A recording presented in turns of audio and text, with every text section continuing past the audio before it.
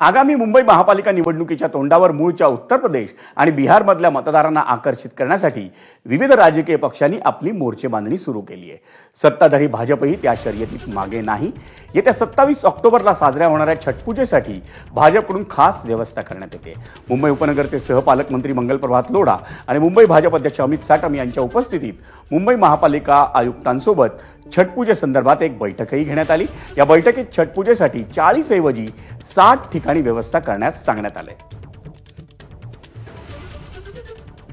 मुंबई महानगरपालिकेच्या वतीनं 40 ठिकाणी गेले 3 वर्ष छठ करता हे लोढाजींच्या विनंतीनुसार 3 वर्षापूर्वी त्यांनी विनंती केली होती, त्यानुसार मुंबई महानगरपालिका 40 ठिकाणी या छठ उत्सवाची जी काही व्यवस्था आहे ती करते। यावर्षी एका ठिकाणी जास्त क्राऊड होऊ नये, जास्त गर्दी जमू नये म्हणून 40च्या ऐवजी 60 ठिकाणी अशा प्रकारची व्यवस्था करण्यात यावी। एका ठिकाणी जेवढा क्राऊड येतो किंवा जेवढी गर्दी जमते त्या गर्दीच्या एस्टिमेटनुसार प्रत्येक ठिकाणी ॲडिक्वेट टॉयलेट्स असतील, चेंजिंग रूम्स असतील, याची डिप्लॉयमेंट